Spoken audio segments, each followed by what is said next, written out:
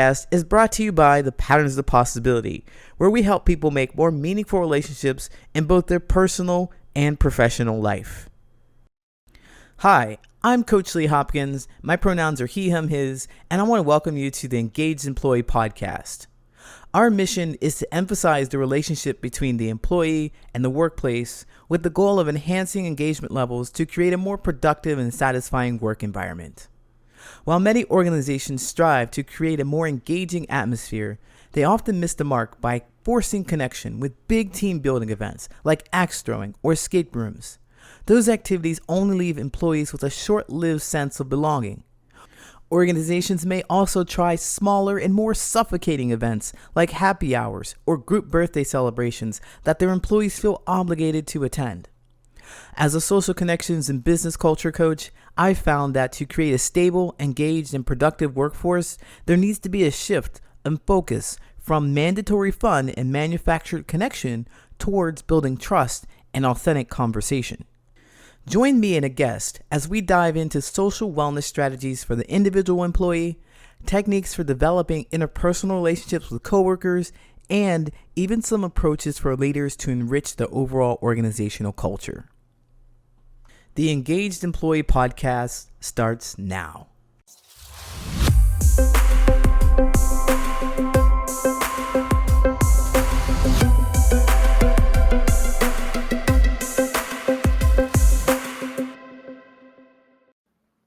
Welcome to the Engaged Employee Podcast. My name is Coach Lee Hopkins. I'm so glad to have you here today. My guest today is Steve Wakefield.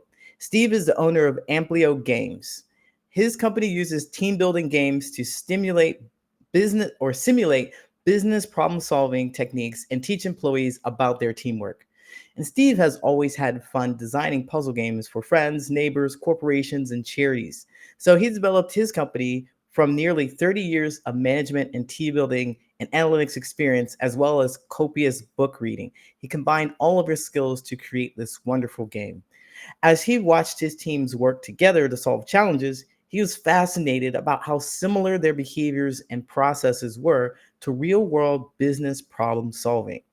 He then studied for an organizational behavior certificate and built a game that identifies and measures teamwork, productivity, and started Amplio Games. Our conversation today will be focused on interpersonal relationships between coworkers and colleagues. Steve, welcome to the Engaged Employee Podcast. Hey, Coach Lee. Thanks for having me. I'm so glad to have you here today. Very excited because I love games. One of the things I talk about in my other podcast is games, my live streams, games, board games. So when I ran across your profile, when I read about what you do, I thought, oh, excellent. You heard in my intro, though, that, games, just playing games, isn't enough to do the team building. So I wonder, can you tell us a bit about who you are and how did you develop this and apply this to the corporations or organizations? Yeah, so a few years back, a couple of years before COVID, and like you, I love doing games, love board games, video games, all sorts of any competition, family games. And I got to thinking one time, I was working with a charity and they said, hey, we want to do some kind of event. And I always like the idea of those kind of scavenger hunt adventure puzzle games. And I said, maybe I'll throw this together, no pressure or anything, and see if we can make it part of the fundraising event. And I did that and I loved it. Some of the people loved it too. I was kind of new at it and kind of learning the ropes, but it became this sort of creative outlet for me. And I kept doing it. And I started getting neighbors to do these kind of group events with us. And they were like encouraging me to do more and more. And then COVID hit and I was like, okay, we need to have some kind of outlet. Let's do some outdoor games with some of our neighbors. And as I went through that process, I had my main job and I was like, this could be a business because what I'm seeing is people, the way they get together and play games and solve problems with games is the same way they solve problems in the business world and, family problems and issues. You're working together as a team and you're problem solving. And what I was noticing is a lot of the behaviors that people were having were they didn't realize they were having these behaviors. Some of them good, some of them bad. And the important thing I found after playing these games was having a conversation after it was super powerful and fascinating for me to watch their behaviors and to watch somebody say, no, I got this. I'm going to lead this and help kind of drive the answer. And somebody on the team would have the answers and they would say them. And the main person wouldn't be paying attention to them. They would be sort of ignoring their answers. And whether they weren't in their inner circle of trust or something, or in some Yeah. cases, a younger daughter who just didn't have a lot of, the father didn't have a lot of confidence that the daughter had the right answers when she actually did. Oh, wow. And so those behaviors really do map over in any kind of team dynamic. And it's really powerful to have the conversation about it because maybe dad didn't realize that he was dismissive, and he may not be dismissive of his daughter outside of it.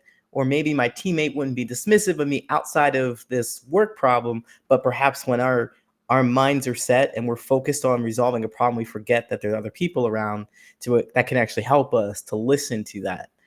Yeah, that's exactly right. And that's what happened. I had a conversation with that person, and this is a brilliant guy. He's a CEO of a company. He's a wonderful manager. And I had a conversation with him afterwards, and he was like, "Are you serious?" And I had him do another one of my games 6 months later, just he was helping me test out a game. And he went into it saying, I took your words to heart and I'm going to really make sure I listen to everybody on the team. And sure enough, he did. And it helped him be more productive and effective in the next game. And I was like, okay, this is a business. I gotta get going. Definitely, that is very helpful to be able to reflect on those experiences. I'd be curious to know. I have to back up because he said, "Are you serious?" What did he discover? What did you help him discover in that moment? Yeah, I mean, I think it was just self-awareness of when people get into problem-solving mode, they're focused. And some of the best problem solvers are very good problem solvers because they're so focused. Nothing distracts them. They have their eye on the prize. And I think that's what happened with him is that he was focused on the problem and sort of tuned other things out that he normally wouldn't. Hmm. And that ultimately messed up the dynamic a bit of, how the team could optimally solve that problem. Makes perfect sense. And that awareness, bring it back, the conversation is really helpful. So now I have to ask you, who do you help and how do you help them? Because I know we talked about the game, but can you tell us a little bit more about how the game works and how to help people? Who hires you for this? So the short answer is anybody who's in a team can play the games, and I'm up to 4 games now. So I've expanded my products, and they go anywhere from online games, like fully remote games, where a team of 3 to 7 people could play together in a Zoom environment, and they play through their browser, and they're on the same game, they're seeing the same things, and all the way to hybrid games. So I have some that are played on your smartphone and people can be on Zoom and in an office or in some kind of location. And then I have some games that are fully in person. So a group of people can get together and play the games and they scale too. So all my games are really designed for between 3 and 7 people at one time. Usually 5 is kind of a good number. If you get more than 7, then it gets unwieldy, just like in a Zoom meeting where you get 8, 9 people and those people they become disengaged because there's too many people interacting. So, but they scale up. If I've done them with 130 people and I played one game and I divided it into 20 teams, then they competed against each other.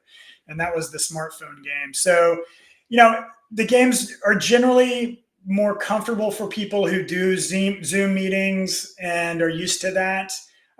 But in-person works too. In fact, I just got an inquiry the other day for a police department. So, and I do some education stuff with students and teachers. So it's really a broad audience of who I work with. But the ultimate answer is anybody who works in a team, and particularly teams who want to get better and be more efficient and effective. Absolutely. So, anyone who has a team is going to be able to benefit from this. And we know team dynamics are all over the place. They're everywhere to strengthen that team. So, I'd be curious to know because I thought about, part of my intro, I talk about escape rooms, and that's because it came from a personal experience of going to an escape room, trying to build a team. And, I remember going to an escape room with some people, and I really do enjoy escape rooms. I enjoy doing them with people that I know and even sometimes people that I don't know. But the conversation afterward, it just seemed like, oh, you did this. I noticed that you did this. And the people who actually kind of connected each other, but as far as everybody getting information or feedback, that was something I was completely lost. And that's what I really like about what you share with your game. So that really hurt my desire to be engaged with that. And have you had any experiences like that where you just had difficulty engaging? Yeah. So whenever I observe one of these games or implement it, I really focus on 8 different attributes, and one of those attributes is engagement. And to your point, in the intro to your podcast, talks about kind of being forced into engagement and then walking away from it, and sometimes feeling worse than you did beforehand. And that's why that follow up meeting is so important, to have that discussion afterwards and to have everybody talk about their shared experiences. When I go into those conversations, it's not me talking and talking about what I observed, although that's a big part of it, but it's everybody talking as a team. This is a group conversation. And if you guys want to improve as a team, you have to talk as a team. And so I'll point certain things out, any insights that I see, like, hey, this person was disengaged at first, but then really brought in. And thanks to, Robert and Cindy for actually pulling that person in and getting them more engaged. And that was really effective. So having those kinds of conversations, but also hearing about from the person who is disengaged and letting them talk. It's not intended to be a therapy session. I'm not a therapist, but oftentimes we have a kind of a therapy level conversation about the team dynamics and how people feel. And a lot of times this brings out emotions and feelings that they didn't know that they could talk about or hadn't been comfortable talking about before. So there's a lot of feeling about that. You remind me of one instance where a team was working through, there were, I think, 6 of them working through one of my games.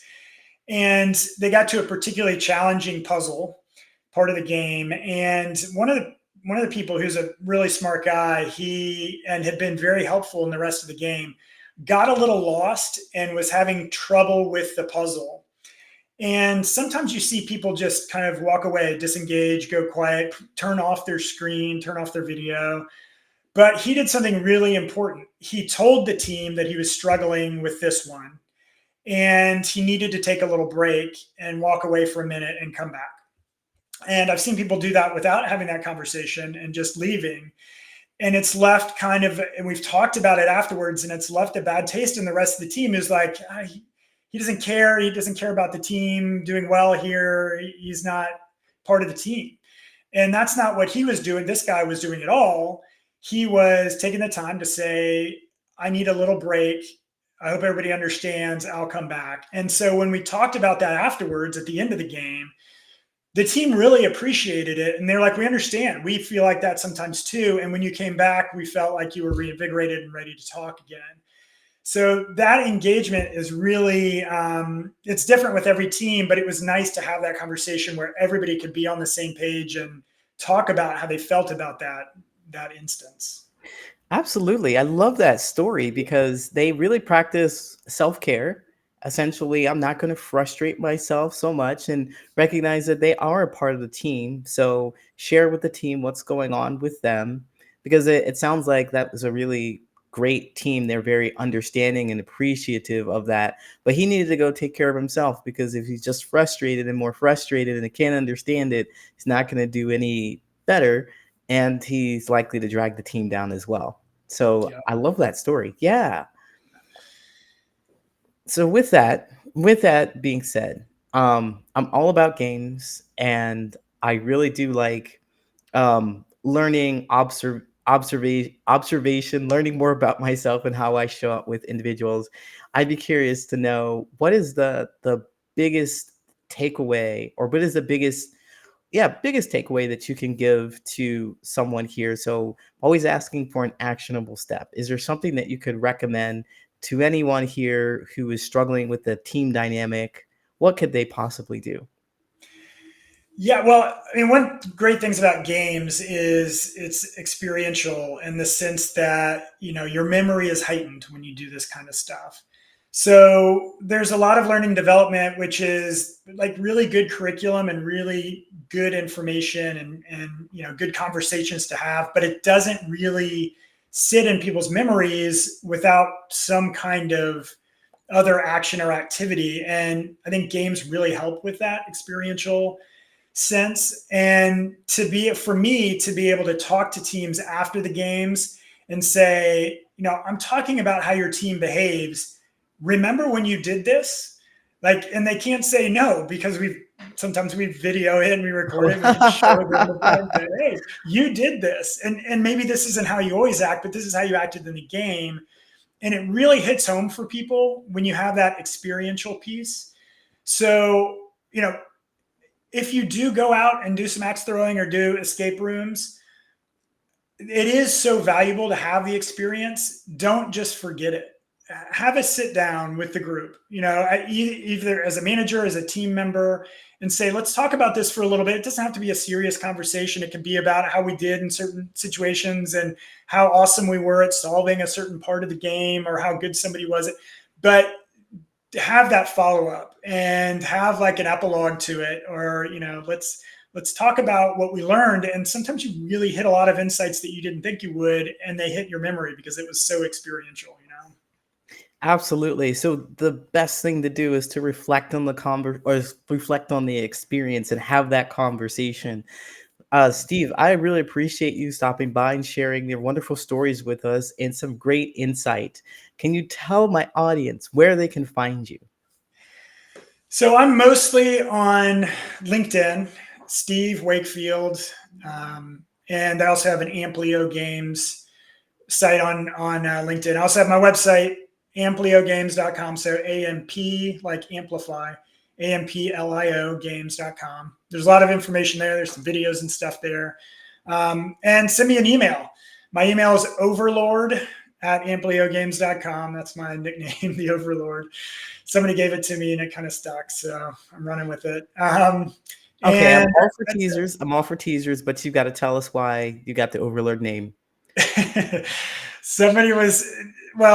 I grew up when I was a kid. My friends called me the Game Master. In fact, I have a hat behind me that says, one of my friends gave me, that says the Game Master, and they used to always call me Game Master. And when I was talking about starting a company, they're like, you do these games and, you tell people how they acted and stuff. Like you feel so powerful. You're like an overlord. And I was like, that should be my name. And I was kidding. Like I don't like calling myself the Overlord. It feels a little funny, but it's a good little marketing thing. So I'll stick with it. All right. One more time. Where can people find you? Because I think it may have gotten lost there with the Overlord at was it? Ampliogames.com. So my website, ampliogames.com, AMPLIO games.com. And then overlord@ampliogames.com is my email. All right. And of course, all of that will be in the show notes. Thank you so much, Steve, for stopping by. We'll see you next time. Take Thanks, care. Coach Wade. Enjoyed it. See you later. Another insightful episode of the Engaged Employee Podcast. We hope you enjoyed the deep dive into the world of employee engagement, leadership, and workplace dynamics. The Engaged Employee Podcast is brought to you by the Patterns of Possibility, where we help people make more meaningful relationships in both their personal and professional life. Before we wrap up, we want to extend our heartfelt gratitude to our incredible guests and, of course, our loyal listeners. Your support keeps us motivated to bring you valuable content each week. If you found today's discussion thought-provoking and want to learn more about how we can help you or your organization make more meaningful relationships, go to patternsofpossibility.com and book a friendly conversation with me. Or you can email me your questions at patternsofpossibility@gmail.com. Stay connected with us and engage with fellow listeners by following the Patterns of Possibility on LinkedIn. You can also catch us on YouTube. Don't forget to hit that subscribe button and ring that notification bell to stay in the loop. And if you prefer the audio version, make sure to subscribe on Apple Podcasts, Spotify, or wherever you get your podcasts.